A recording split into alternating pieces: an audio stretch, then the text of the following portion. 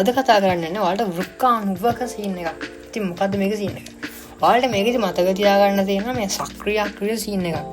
ඔක ගොඩක් අයට පැටලෙනවා කියලා කිව්වා. කොහොමද මේක සක්‍රීයද මොකක්ද අක්‍රීය කියලා මතක තියාගන්න කියලා. පොඩි ලොජික් එකක් පාවිච්චි කරලා මේක මතක තියාගන්න පුළුවන් ක්‍රමයක් තමයි අද කියලා දෙන්න ලෑස්තිලා ඉන්නේ.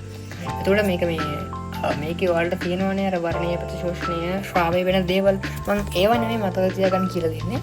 මේකෙන් කියලා දෙන්නේ අන්න ඒ දේවල් සක්‍රීයද අක්‍රීයද කියලා කොහොමද වෙන් කරගන්නේ කියන ස්ටෙප් එක. එහෙනම් යන් ඉස්සරහට. එන්න එහෙම සීන් එක හරිද?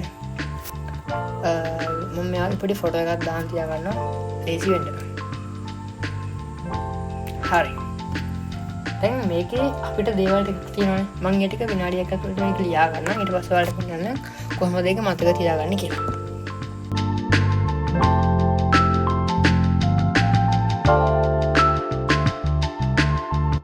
හරි. මම ඒක නිකන් ලියා ගත්තා නිකන් අකුරු ලස්සන නෑ. එච්චර හොයාගන්න බැරි වෙන එකක් නැති කියලා මම හිතනවා. හරි. මෙහෙමයි මේක මතක තියාගන්න. හරිද?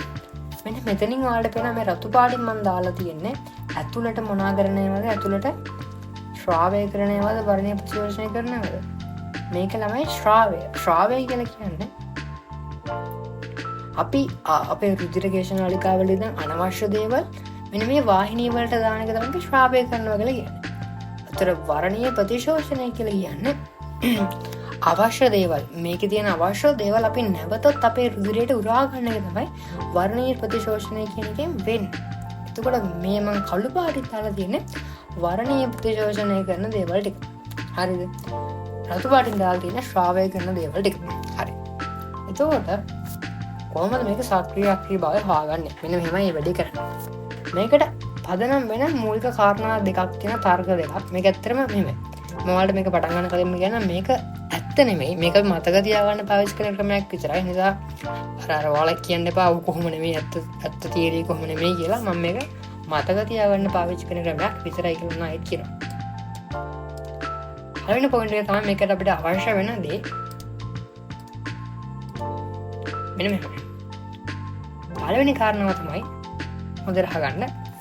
මේකෙදි අපි දැන් සක්‍රීය අක්‍රීය කියන දෙකට නෝක බෙදන්න ලෑස්තිලා ඉන්නේ. එතකොට අපි ළමයි සක්‍රීය කියලා කියන්නේ ඇත්තට මොකක්ද? අපි ඒ කාර්ය කරන්න ශක්තියක් වැය කරනවා. අක්‍රීය කියන්නේ ඒක අර සිද්ධ වෙන විදිහටම ශක්තිය වැය නොවන විදිහට සිද්ධ කරගන්න එකනේ. ඒතර සක්‍රීයකට ශක්තිය වැය වෙනවා නම් අක්‍රීයකට ශක්තිය වැය වෙන්නේ නැත්තම් සරලවම මේ සක්‍රීය ක්‍රියාවලිය කියන එක ශක්තිය වැය කරගෙන කරනවා කියන්නේම ඒ ක්‍රියාවලිය ටිකක් විශාල ක්‍රියාවලියක් කියන එක. පොඩ්ඩක් ඒක තේරුම් ගන්න බලන්න. එහෙනම් ශක්තිය වැය වෙන්නේ ගොඩක් ශක්තිය වැය වෙනවා කියන්නේ ක්‍රියාවලිය විශාලයි. ක්‍රියාවලියක් විශාල වෙන්න එතන මේක ලොකු වෙද්දී අපිට ඒක කරන්න දෙන්න ඕන ශක්තිය වැඩි. ඒ මොකටද කුඩා වෙද්දී අපිට දෙන්න ඕන ශක්තිය අඩුයි. ඒ කියන්නේ ඊටමත් කුඩා දෙයකට ශක්තිය අඩුයි. ඊටමත් විශාල දෙයකට දෙන්න ඕන ශක්තිය වැඩි. හරිද? ඔන්න ඔකයි තියරි එක. එතකොට මෙන්න මේ අණු වලින් විශාල අණු වලට ශක්තිය වැය වෙනවා. ඒ කියන්නේ සක්‍රීයයි. කුඩා අණු වලට ශක්තිය වැය වෙන්නේ ඉතාමත් අඩුවෙන්. ඒ කියන්නේ අපි ඒකට දාමු අක්‍රීයයි කියන වචනේ. හරිද? එහෙනම් අපේ තරගයට අනුව විශාල අණු වල සක්‍රීයයි, කුඩා අණු අක්‍රීයයි. මේක සින්න. එතකොට ඔන්නෝක තමයි පළවෙනි තර්කය. අණුවේ ප්‍රමාණය මත අපි මේක බෙදන්න වර්ගීකරණයක් හදාගෙන තියෙනවා. දෙවෙනි එක තමයි අණුව ධනද ඍණද කියන එක මත. අණුව ධන නම් අපි කියනවා ඒක සක්‍රීය ක්‍රියාවලිය කොටසක් කියලා. අණුව ඍණ නම් ඒක අක්‍රීයයි. මම ආයෙත් කියනවා මේක මතක තියාගන්න පාවිච්චි කරන ටෙක්නික් එකක් විතරයි. හරි. එහෙනම් අපි මෙන්න මේ දෙකට තමයි බලන්න යන්නේ. බලමු වැඩේ හරියද කියලා. ඉතින් මම මේකේ දාන්නම් මොන බෙදලා අණුව විශාලයි නම් සහ කුඩායි නම් විශාලයි නම් ඉතින් අපි දන්නවා ශක්තිය වුණා සක්‍රීයයි, කුඩා නම් ශක්තිය වෙන්නේ නැහැ නේ. ඒක සක්‍රීයයි. ධනානුවක් සක්‍රීයයි, ඍණානුවක් ක්‍රියයි. දැන් බලන්න යන්න වැඩේ. මම සක්‍රීය නම් ඒකට හරියක් දාන්න. සක්‍රීය නම් හරියක් දාන්න. අක්‍රීය නම් ඒකට ඉස්සරහින් 4ක් දාන්න. අක්‍රිය නැහැ ඉස්සරහින් කතරයක් දාන්න. හරි. දැන් බලන්න මේක. ග්ලූකෝස් සක්‍රියද අක්‍රියද? දැන් ඒක ධන ඍණ තියෙන අණුවක් නෙමෙයිනේ. ඒ අපි මෙන්න මේ ක්‍රමයේ ඔස්සේ බලමු. ඒක සයිස් එක. ග්ලූකෝස් ලොකුද පොඩුද? ග්ලූකෝස් කියන එක ළමයි අපි දන්නවා ටිකක් ලොකු අණුවක්. කාබන් 6ක් තියෙනවා, ඔක්සිජන් 6ක් තියෙනවා, හයිඩ්‍රජන් 12ක් තියෙනවා. ඔන්නෝම ලොකු අණුවක්. ඒ නිසා ග්ලූකෝස් කියන එක ලොකු අණුවක් නිසා එතන මේක ලොකු පොඩි කියන එක අපි වර්ගීකරණය කරන්නේ එහෙමයි. සාමාන්‍යයෙන් අර අපි දන්නේ සාමාන්‍යයෙන් තනි පරමාණුවක් වටා වුණු සෙට් එකක් තියෙනවා නම් මෙතන එක මධ්‍ය පරමාණුවක් වටා සාමාන්‍ය සෙට් එකක් තියෙනවා නම් අපි කියන ඒවට පොඩි අණුවක්. ලොකුයි කියන එකක් සාමාන්‍ය පොඩි දාමයක් වගේ තියෙනවා නම් අපි කියන එක ලොකු අණුවක් කියලා. ඒක නිකන් දාමයක් වගේනේ. අන්න එහෙමයි ලොකු පොඩි භාවය හඳුනගන්නේ. හරිද? හරි. එතකොට ග්ලූකෝස් කියන වල දන්නා ලොකු අණුවක් ඒ නිසා ඒක ශක්තිය වෙනවා. ඇයි අණුව ලොකු වෙද්දි කරන කාර්ය වැඩි. ඒ නිසා ඒක සක්‍රියයි. හරිනේ. ලොකු අණුවක් නිසා ඒක සක්‍රියයි. ඊට ඇමයිනෝ අම්ල. ඇමයිනෝ අම්ල කොහමද? ඔයාලා දන්න ඇමයිනෝ අම්ල කියන එක වල ඉගෙන ගන්නවා මුලදී මෙන්න මෙහෙම කොටසක් නේ. කාබන් එකක් තියෙනවා, හයිඩ්‍රජන් එකක් තියෙනවා. ඊට පස්සේ ඇමීන් කාණ්ඩයක් තියෙනවා මෙන්න මේ විදිහට. ඊට පස්සේ කාබොක්සිලික් කාණ්ඩයක් තියෙනවා ළමයි. ඊට පස්සේ මෙන්න මෙතනින් තව ආර් කාණ්ඩයක් තියෙනවානේ. ඉතින් මේ ආර් කාණ්ඩය කියන්නේ දිග දාමයක් කියලා දන්නවනේ. ඒ හින්දා මේක දිගයි, මේක ලොකුයි. ඒ නිසා මේක සක්‍රියයි. හරිම ලේසි. බස් විටමින් කියන එක ගැන ඔයාලට අයිඩියා එකක් නැහැ ඒ ලෙවල් එකේ. ඒ ලෙවල් වලදී ඔයාලා විටමින් ගැන කතා කරන්නේ නැහැ. හැබැයි මේක ඇත්තටම මෙහෙම නෙමෙයි. මේක අපි ඒ ලෙවල් මට්ටමින් කතා කරොත් ඔයාලට විටමින් කියන එක ෆීල් වෙන්නේ නිකන් විටමින් A, විටමින් B එන පොඩි දෙයක් වගේ. විටමින් C නිකන් ඔයාලා නිකන් මතක් වෙන වෙන්නේ පොඩි අර පිටින අර්ථයෙන් ගොඩක් අයට. ඒතර විටමින් කියන එක නිකන් විටමින් A, B, C කියන එක තනි අකුරක් වගේ. ඒතර ඔයාලට ෆීල් වෙන්නේ මේක ගොඩක් පොඩි එකක් කියලා. අන්න ඒ නිසා අපි මේක පොඩි කියන අර්ථයෙන් ඔයාලට තේරෙන හින්දා අපි දා ගන්නවා මේකට වැරද්දක්. ඒ කියන්නේ මේක අක්‍රියයි. ඔනයිත් මං කියනවා විටමින් කියන එක පොඩි ඒ නිසා අක්‍රියයි. ඒතර මේක ඇත්තටම ඒ ලෙවල් මට්ටමින් විතරයි.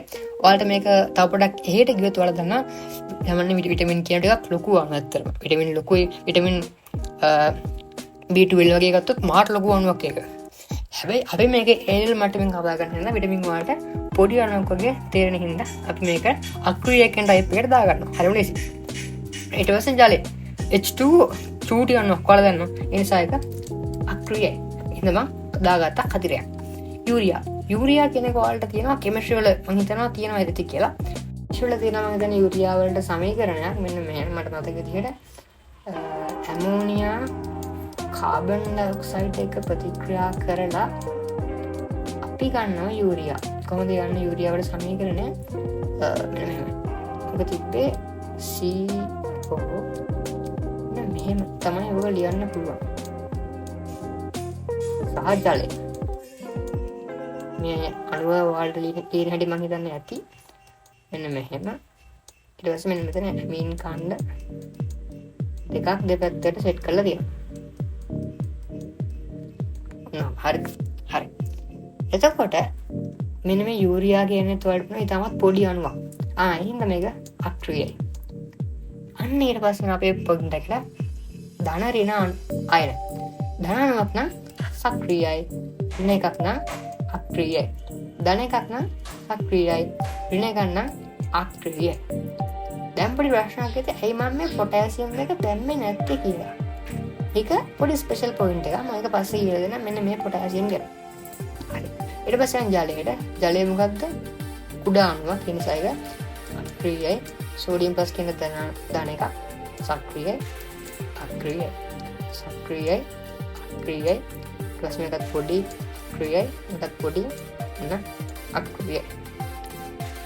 ඊට පස්සේ මෙන්න මෙතන ගත්තොත් සක්‍රියයි. මෙන්න මේක පොඩි අක්‍රියයි. මෙන්න මේ දෙකම ධනායන මේකත් සක්‍රියයි. මේකත් සක්‍රියයි. ඊට පස්සේ H+ ධන එකක් සක්‍රියයි. ඇමෝනියා කියන්නේ පොඩි එකක්. එන්න එක දන්නවනේ H3ක් දෙපැත්තට තියෙන මෙන්න මෙහෙම පොඩි එකක් ඒ නිසා ඒක අක්‍රියයි. ඖෂධ කියුවම අපි දන්නවා ඖෂධ කියන එකක් ලොකු දෙයක් කියලා වලට තියෙනනේ බෙහෙත් පෙත්තක්. අනේ වගේ. ඒතර බෙහෙත් පෙත්තක් වගේ ගන්නම් ළමයි ලොකුයි නිකන් එහෙම අදහසක් ගත්තොත් ඒක විශාලයි. ක්‍රියේටිනයින් කියන්නේ එන්න ඒ වගේ දෙයක්. ඒතර ඒක ටිකක් විශාලයි. ඒක නමත් විශාලයි. කියන්නේ විශාල බව වලට තියෙනවා. ඒ නිසා ඒක ලොකුයි ඒ නිසා සක්‍රියයි. ඔන්නෝම තමයි සක්‍රිය අක්‍රිය භාවය වෙන් කරගන්නේ. ස්පෙෂල් පොයින්ට් එකක් විදිහට මම කිව්වා මෙන්න මෙතන පොටෑසියම් ගේ සීන් එක. ඇයි පොටෑසියම්ට මම මුකුත් දැම්මේ නැහැ. මෙන්න මේක සීන්. මේ පොටෑසියම් වලට පේනවා මෙන්න මෙතන. එළියට මොන වෙලාද? එළියට ශ්‍රාවය වෙලා. ශ්‍රාවය වෙච්ච පොටෑසියම් මොකද වෙලා තියෙන්නේ? ආයේ මෙන්න මෙතනින් ඇතුළට වර්ණීය ප්‍රතිශෝෂණය වෙලා.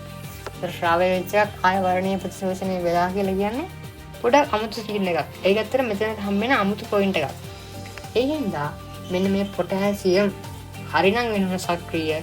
හැබැයි එක තැනක ඉඳන් තව තැනකට ගිහිල්ලානේ. අන්න හින්දා මෙන්න මේ අවස්ථාවේදී මේක අක්‍රියව තමයි සිද්ධ වෙන්නේ. ඒතකොට මේක නිකන් මතක තියාගන්න මෙන්න මේ පොටෑසියම් අක්‍රියයි කියලා. ඔන්නෝම තමයි මෙන්න මේ සෙට් එක අපි සක්‍රියද අක්‍රියද කියලා කිසිම කටපාඩමක් නොකර අණුව දිහා බලපු ගමන් කියන ප්‍රැක්ටිස් වෙන්නේ. ඒතර ඔයාලට ඇත්තටම මේක එන ලේසි. ඔයාලා ග්ලූකෝස් ගැන දන්නවනම් ලොකුයි නම් සක්‍රියයි නේ. හැම වෙනම ලොකුයි සක්‍රියයි. විටමින් කියනනම් ඒ අකුරක් වගේ ෆීල් වෙනවනම් ඒක අක්‍රියයි. එහෙනම් නිකන් මතක තියාගන්න. ලේසි. ජලය යූරියා වල යූරියා වල ගන්න සූත්‍රය වල තියෙනවනේ. ආස යූරියා ගන්න අන්න එහෙම. ඒතකොට ඔක්කොම එන ලේසි. සා මේ විදිහට මතක තියාගත්තොත් ඔයාගෙන් අහන ඩිරෙක්ට් අහන ප්‍රශ්න ඔක්කොම ඔයාලට කටපාඩමකින් තොරව උත්තර දෙන්න කියලා තියෙනවා. ඉතින් ඔයාලට මෙන්න මේ පිළිවෙල මතක තියාගන්න මොකක් හරි ක්‍රමයක් ඕන නම් කියන්න එකක් කියලා දෙන්න. මම හිතන්නේ ගොඩක් අයට ඕන වෙයි කියලා. ඒක තමයි ගොඩක් අයට ඔය පිළිවෙල මතකයි. මොකද ඒක එහෙම කටපාඩම් ගන්න අවශ්‍ය කොටසක් නෙමෙයි. මොකද එහෙම කිව්වොත් ඔයාලට මෙන්න මේ ප්‍රධාන තුන බලන්න ඕනේ. ග්ලූකෝස්, ඇමයිනෝ අම්ල, විටමින්. මෙන්න මේ තුන ඔයාලට තව තැනක මතක ඇති මම හිතන්නේ. ඔය තුන අපිට හම්බෙන ඔය පිළිවෙලට ඔය තුනම අපිට හම්බෙන කොහෙද? අපේ මේ ශුද්ධාන්තයේ අවශෝෂණය කියන කොටසක් වල තියෙනවානේ.